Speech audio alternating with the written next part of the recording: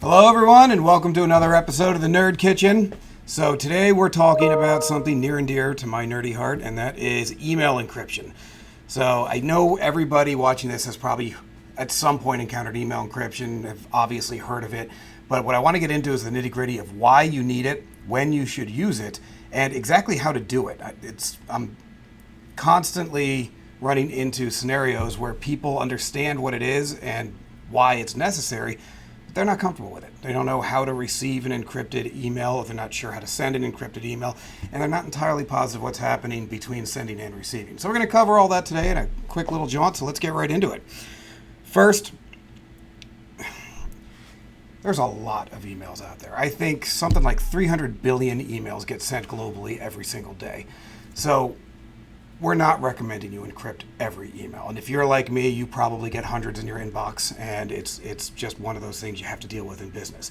What we really want to do is make sure that sensitive data, anything that would have personally identifiable information, and the good rule of thumb I like to use is if your HR department would want it, or if your accountant would want to see it, you want to encrypt it. Now, there are obviously things that fall outside that simple rule, but those are a good couple of criteria to follow.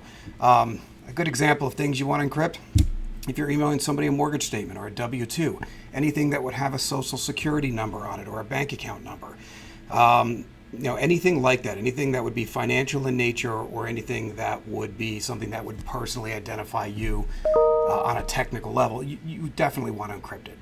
Even sometimes, and depending on who you are and what you do for a living, even signed documents, just having your signature floating out there for people to grab and potentially cut and paste is something that you would probably want to send encrypted. I know whenever I send executed documents, I always encrypt them for that exact reason. So now that we know what we should be encrypting, let's talk a little bit about exactly what encryption is.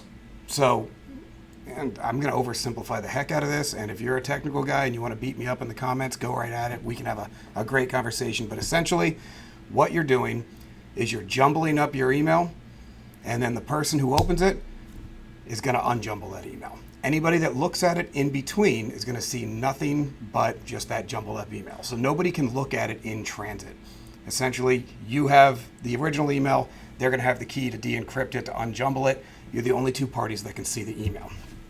Now, you're not always worried about who's at their computer or who's at the destination. That's not who you're necessarily concerned about seeing the email. What you're really concerned about is that email is in transit as soon as you hit send. An unencrypted email is essentially wide open, and nearly every single mail server along its route from your source to your destination is going to keep a copy. So there are regulatory issues that come into play here where communication companies are required to keep copies, and there's just good practices where they do just so they have a record of what passes through their server. Depending on how many jumps you've got between your sending server and their receiving server, there could be multiple copies of your email floating around out there for years that can be looked at by any admin or anybody that gains access to those systems. Now, there is a difference between internal mail and external mail. So if you're sending to the guy or the girl down the hall, you're both on the same mail server, you're both running, let's say, Microsoft 365, that's not leaving your server. That's an internal message. It's going to hit the Microsoft 365 environment and go right to their mailbox. A lot less hops, a lot less risk. Still always recommend good practices with encryption. What you're really targeting here, though, is anything that leaves your environment. If you're sending paperwork to a client, if you're sending paperwork to a subcontractor, if you're sending paperwork out to anyone that's not in your org, you want to encrypt anything that has sensitive information in it. So let's jump into, and the last thing I want to say there too is the receiving party. I want to talk about how this works. The receiving party is not actually receiving an encrypted email. So in a normal email situation, the email leaves, it arrives, they view it. In an encryption environment, your email never actually leaves your server. So the way we get around this, so they're not going to know what the decryption key is because you're not sending them a separate email with a key. So the way we get around that in the technical world is we hit send on an encrypted email. It goes to our own mail server and it sits there. The mail server then sends another email to the receiving party that says, hey, there's an encrypted message waiting for you on our server. Click this link and you can come and retrieve it. So instead of sending mail to them, you're bringing them to your mail. So it seems like a small distinction, but it's a huge difference. There's no transit now. So there's nobody who can take a look at these messages that are out there on the web. It's staying self-contained, and you're bringing the party to you. And they authenticate, as I'm going to show you here. We're going to actually walk through some examples of encryption and show you how they would actually get that message, access it, and interact with it. So let's jump right into that at this point. Now, fair warning, before we get into the example portion of this thing, if my experience is like yours, you will probably run into a choice few people out there that are resistant to encryption. You send an encrypted document to a vendor and they're like, hey, I don't know how to do this. I can't handle this. Do not sacrifice security because someone is resistant to using it. And I've run into this in multiple situations. Sometimes there's a way around it. Maybe you can send a fax or you can walk them through it. Otherwise, tell them to call Laughing Rock or send them to this video and we'll show them how to do it. But one way or another, everyone does need to learn how to deal with encrypted emails because they are important. So now they've gotten that PSA out of the way, let's jump here into an actual example. So what we have here is our test Gmail account, and I've got my personal email. What I'm going to do is I'm going to show you two methods of encryption. One is through Microsoft, since the vast majority of business users are on Microsoft 365. And the second is through a third party that we use called Proofpoint. Now we're going to do a separate video on Proofpoint. It's a spam and email security software. But we're going to show you the encryption part today. So the first thing that we're going to do, we're going to generate an encrypted email. Now, we're going to do Microsoft first. In a Microsoft environment, I'm in the web app here. You're going to see the encrypt button is right there.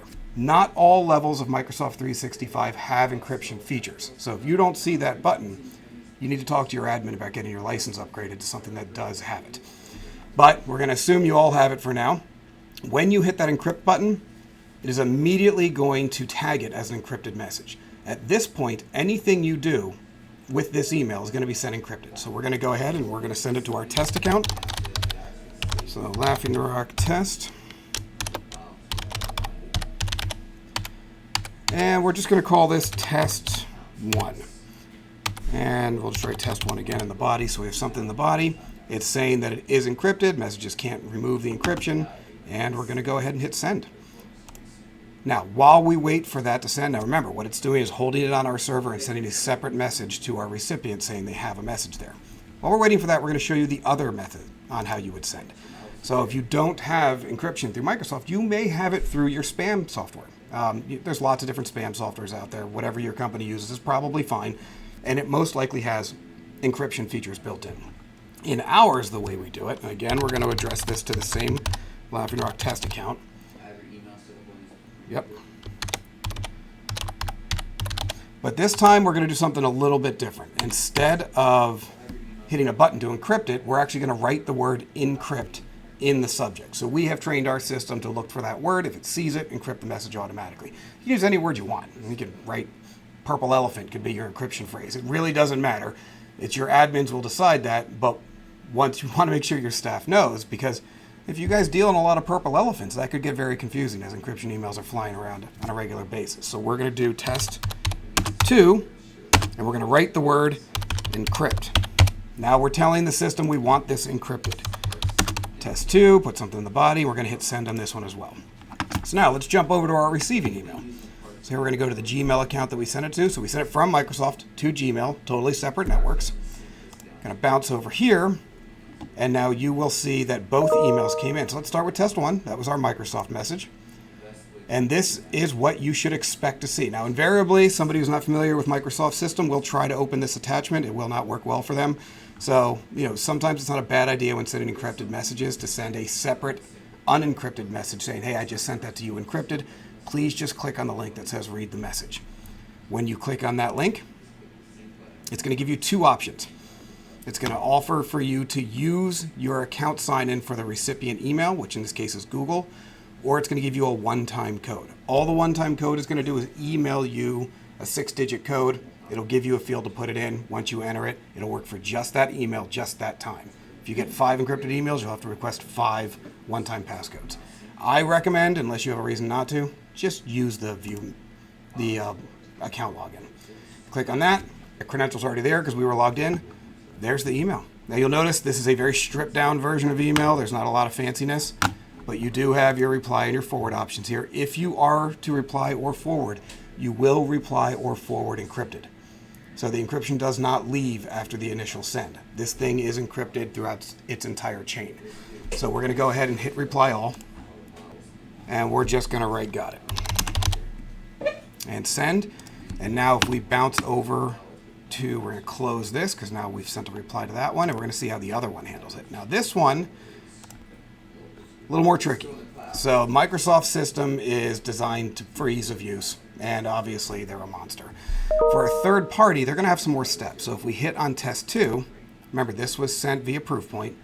Similar idea. It's going to ask you to click on the link to view the message, but when I click on that link, Proofpoint needs to know how to verify us. So what I'm going to do is, since this is my first time, I'm going to set up an account with them. So we'll just use that test account that we had set up, Laughing Rock Test. It's going to ask for some basic information here. We'll just put in Laughing. Last name will be Test. Password will be, I don't know, we'll just come up with a password here.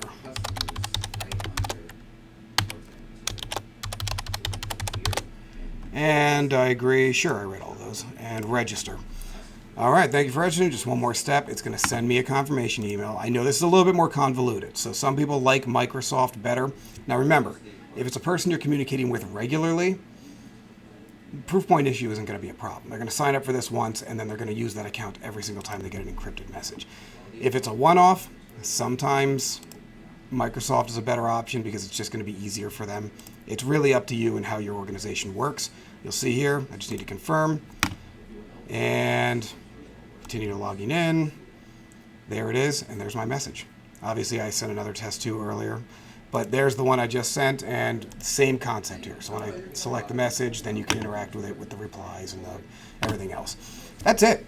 It's not that difficult. It is a significant personal security feature, though. You need to be aware of how this works and interact with it on a daily basis. There is almost not a day goes by that I don't send at least one encrypted message. Now, obviously, if you're not signing things, or if you're not responsible for financials, or if you're not sending sensitive information, you may not need it that often.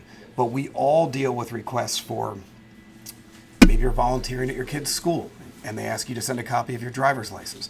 You do not want that floating around on the web. That's a good thing to encrypt. Maybe your accountant, you're heading towards tax season, and says, hey, I need a copy of last year's W-2. Under no circumstances should that ever be sent via normal email. Let's encrypt. So these are great things to become familiar with, and as well, this falls into compliancy. So at your work, those are both personal examples, but as you send things to the accounting department, as you then send executables to clients, these are things that you really want to make sure you're protecting both yourself and your organization by encrypting anything that has not only your company's personal information on it, but your client's personal information. The last thing you want to do is be responsible for them having a data breach because you were sending documents that were designed for them unencrypted. So that's it. That's nuts and bolts of it. If you guys have any questions, as always, put them in the comments or give us a call. I am Craig. This is the Nerd Kitchen. Have yourselves a fantastic day.